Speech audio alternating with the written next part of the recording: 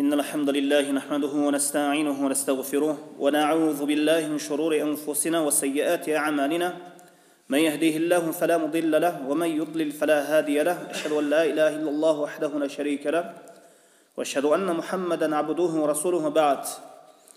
عن أبي هريرة قال رسول الله صلى الله عليه وسلم من توضأ فأحسن الوضوء ثم أتى الجمعة فاستمع وأنصت غفر له ما بينه وبين الجمعة وزيادة 3 أيام ومن مس الحصى فقد لغى. Абу Хурайра радиаллаху анхудан риwayat кылынат. Пайгамбарыбыз саллаллаху алейхи вассалам айтты: ким даратты өтө жакшы сонун алып, кийин мечитке жумага келсе, жана үн чукпай хутбаны кулак салып укса, бул жума менен кийинки жумада болгон күнөлөрү, бул жума менен кийинки жуманын ортосунда боло турган ошол болгон күнөлөрү кечирилет. Бул жума менен кийинки жумада болгон күнөлөрү кечирилет. Дагы буга кошумча 3 күн. Ким таштарды кармап, кыймылдатып, сүртсө, тияка бияка кылган болсо, чындыгында ал бекер пайдасыз сөз менен алектенди. Киши жумага келсе, даратты өтө сонун түрдө алып, кийин унчукпай отуруп, көңүл буруп, хутбаны укса, бул жума менен кийинки жума аралыгындагы күнөлөр кечирилет. Дагы буга кошумча 3 күн, мындайча айтканда 10 күн. Жума намазына дарат алуу жөнөкөй бир амал. Мында эч бир киши үчүн кыйынчылык жок. Жана имам хутбаны айткан кезде унчукпай кулак салып укса, бул үчүн чоң сооптор бар экени кабар берилди. Бул хадисте ким дарат алса дейилинди, анан соң мечитке жумага келсе, бул хадис менен башка бир хадис мааниде айырмаланат. Сахих Бухари жана Сахих Муслимде Абу Саид аль-Худри радиаллаху анхудан бул хадис риwayat кылынат. Бул эки хадисти кандай түшүнөбүз? Ан Аби Саид аль-Худри радиаллаху анху анна Расулуллах саллаллаху алейхи вассалам قال: غسل يوم الجمعة واجب على كل محتلم. Абу Саид аль-Худри радиаллаху анхудан риwayat кылынат. Аллахтын элчиси саллаллаху алейхи вассалам айтты: Жума күнүнүн гусулу ар бир балагат жашына жеткен киши үчүн важип. Бул жума күнү гусул кылуу мустахаб сүннөттүгүндө жана важиптигинде алымдар ортосунда карама-каршы пикирлер бар. Көпчүлүк алымдардын пикирине көрө, жума күнүнүн гусулу мустахаб. Буга далил биз жанагы сөз башында айткан хадисибиз. Экинчи жума күнүнүн экинчи хадиске көрө, жума күнүнүн гусулу важип ар бир балагат жашына жеткен киши үчүн деп айттык. Бул хадис да күчтүү хадис. Анткени бул хадисти эки имам тең, имам Бухари жана имам Муслим риwayat кылган. Анткени дарат да гусулдун ичине кирип кетет. Анткени көп маалыматты Абу Саид аль-Худриден келген хадис өз ичине камтыган. Даратта да гусул өз ичине камтыгандыгы үчүн. Ошондуктан көпчүлүк алымдар жума күнүнүн гусулу важип деп айтышат. Эгер киши жума күнүнө бул хадиске көрө гусул албаса, ал күнөө кылган болот. Анын эми жума намаз болуп эсептелеби же жокпу? Киши жумага гусул албаса деле, гусулсуз келип жума намазын окуган болсо, анын жума намаз болуп эсептелет. Анткени бул алынган гусул жунуптуктан алынган гусул эмес. Жума намазы намаз болот, жума намазына гусул албай келсе да.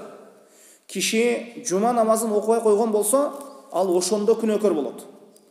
Мына ошондо чоң күнөөн жасаган болот. Мындан билебиз, жума күнүнүн гусулу жума намаз үчүн шарт болуп саналбайт.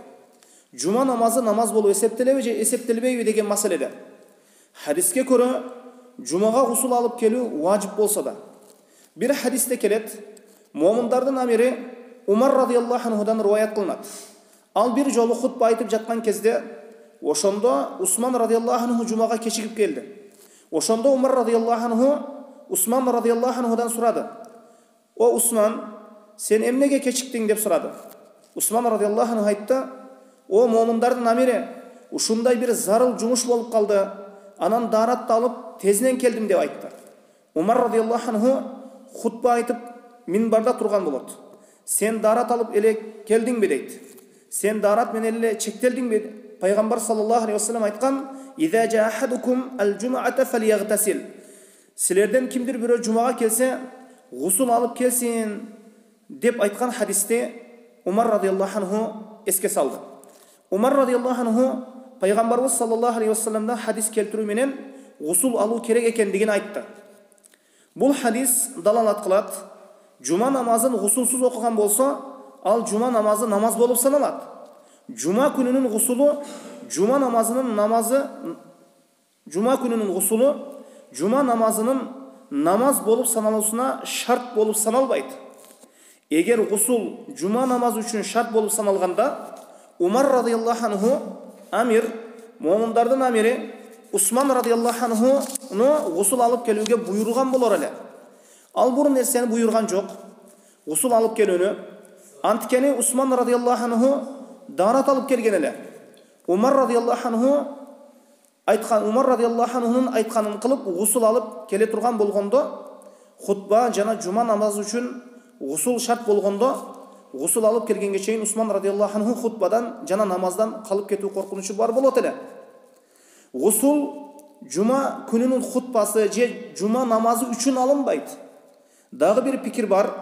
Алымдар ортосунда бул эки ошол жогоруда айтылган хадисти бириктирген. Дагы бир пикир бар.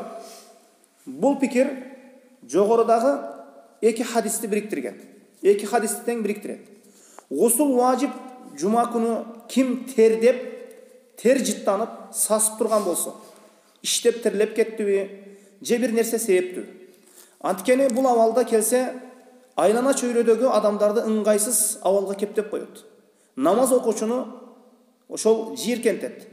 Кимдир бирөөнүн жанына келип намаз окуса, ал бул тер жытынан жийиркенет. Айша энебизден келген хадис бул тууралуу. Бир топ адамдар жума намазга келишти. Кандайдыр бир иштер менен иштешип, тердеп, тер жыттанып келип калышкан. Ошондо Пайгамбарыбыз саллаллаху алейхи вассалам аларды көрүп айтты: "Жуунуп гусул алып келишкенде жакшы болор эле" деген. Бул хадис менен жума күнү гусул алуу важип деген хадисти бириктирип, жума күнү гусул алуу важип ким тердеп жыттанып калган адам үчүн важип дешет. Анткени жаман жагымсыз жыттардан периштелер жана намаз окугандар жийиркенет. Бул пикир айта турган болсок, бул пикир тууралуу, бул орто пикир. Кала берсе туура да пикир, кандай болбосун этияттуураак пикир.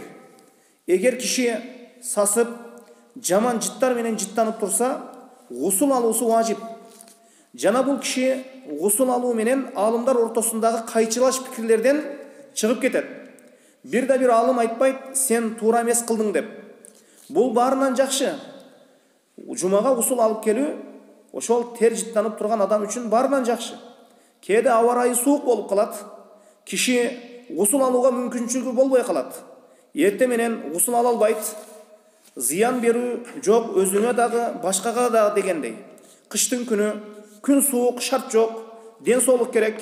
Бул гусул алуу милдети ага милдеттендирилбейт.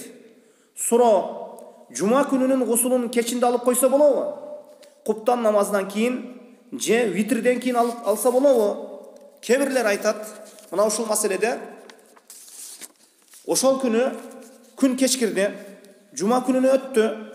Жума күнүнүн ошол жуманын түнү гусул алып алса болот дешет, куптандан кийин же витрди окугандан кийин. Бейшемби күн баткандан кийин. Аллах билүүчү бул болбойт. Эмне үчүн? Анткени хадисте айтылган жума күнү деп айтылынды. Хадисте жума күнү деп айтылынды. Жума күнү бул фажырдан кийин башталат. Бейшемби күнү шам намаздан кийин гусул алуу, ошол гусул алуу бул жуманын күнү болбойт, түнү болот. Хадисте жума күнүнүн күнү деп айтылды. Багымдат намаздан кийин жума күнүнүн күнү башталат жана мына ошондо гусул алынат. Бул Кахф сүрөсү тууралуу келген хадистен айырмаланып, ошол Кахф тууралуу келген хадисте ким Кахф сүрөсүн жума күнүнүн түнүндө же күндүзүндө окуса деп келген. Кахф сүрөсүнү ошол жума күнүнүн түнүндө же күнүндө да окуса боло берет. Киши бейшемби күнү күн баткандан кийин Кахф сүрөсүн окуса болот, жуманын ошол түнүндө. Кандай болбосун, жума күнү үчүн гусул алуу жалпысынан важип эмес. Этияттык менен мүмкүнчүлүк болсо, гусул алып коюу важип. Ошол тердеп, жыттанып турган адам үчүн этияттык тарабынан гусул алып койгон жакшы, күнөөгө түшпөө максатта, адамдарды жиркентпөө максатта, адамдарды бир жагымсыз бир абалга ошол таштап койбоо максатта. Хадисте андан ары уландысында фастамаа ва ансата. Хутбаны угуунун фазилети. Эми жумага дарат алып келдиби, же гусул алып келдиби өтө бир сонун түрдө. Эми фастамаа ва ансата. Хутбаны укса, кулак салып угуп, унчукпай угуунун фазилети. Мына ушундай укса, хутбаны угуунун фазилети айтылып жатат. Пайгамбарыбыз саллаллаху алейхи ва саллям укса деген жок. Фастамаа деди. Кулак салып кунт коюп укса. Киши хутбадан кийин чыккандан кийин, хутбада ошол жумадан хутбаны угуп чыккандан кийин эмне айтылгандыгын билүүсү керек. Эмне деп айтылган хутбада кээ бир адамдар эстей албайт, билбейт. Хутба бул жумадан кийинки жумага чейин насаат осият болуусу керек. Ошол күнү уккан хутбасы кийинки жумага чейин ошол инсандын ыйманы үчүн, өзү үчүн бир насаат осият болуусу керек. Ыйманы дайыма көтөрүлүп туруусу үчүн бир түрткү болуусу керек ошол уккан хутбасы. Бул биринчи хутбаны угуу керек, кунт коюп угуу керек, кулак салып угуу керек. Экинчи инсат кылуу керек. Инсат дегени унчукпоо дегени, сүйлөбөй туруу дегени. Хутбаны угуп сүйлөбөй туруу керек. Пайгамбарыбыз саллаллаху алейхи ва саллям айтты: "Мен ятакаллам яумул жумаа вал имам яхтуб фахуа камасали лхимар яхмилу асфаран." Ким имам хутба кылып жаткан кезде сүйлөсө, үстүнө көп китеп көтөргөн эшек сыяктуу. Эшекке китептерди жүктөп койсо, андан эмне пайда? Ошол эшекке жүктөлгөн китептерди ошол инсан түшүнбөйт. Анда эмне жазылгандыгын, эмне айтылгандыгын билбейт. Колундагы китептерди окуй үйрөнбөй эшекке жүктөп койгон сыяктуу. Жана башка бир хадисте: "Иза култа ли сахибак ансит яумал жума вал имам яхтуб факад лагаута." Башка бир хадисте: "Эгер сен жаныңдагы жолдошуңа имам жума күнү хутба айтып жаткан кезде тынч отур, унчукпа" деп айткан болсоң, чындыгында бекер сөз, пайдасыз нерсе менен алектендиң дейт. Имам хутба кылып жатса, ал сүйлөп жатса, анын жумага келгенин пайдасы эмне? Жумадагы ажыр сооптордон кур жалак калат ошол инсан. Мына бизде жумаларда имам хутба айтып жаткан кезде мешитке кирип алабал сурашат, саламдашат, телефондо жооп беришет. Кала берсе, киши өз жолдошуна же досуна тынч отур, унчукпа деп койсо да, ал бекер сөз менен алектенди болуп калат дейт Пайгамбарыбыз саллаллаху алейхи ва саллям. Муну менен ажыр сооптордон куруу калат. Эми хадистин андан ары уландысында: "Ваман массал хаса факад лага." Ким майда таштарды сүрсө, колу менен майда таштарды сүрсө, бул бекер сөз менен алектенген болот. Пайгамбарыбыз саллаллаху алейхи ва саллям заманында мечиттерде гилем, палас деген нерсе болгон эмес. Кум, майда таштар болгон.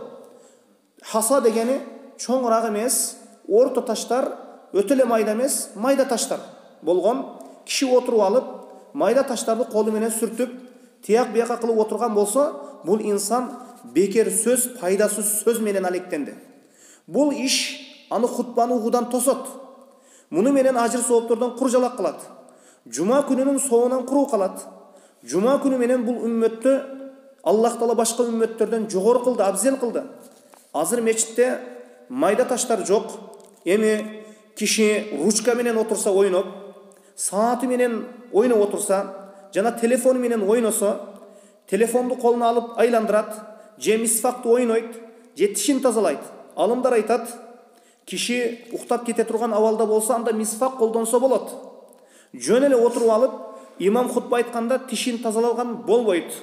Бул керек эмес.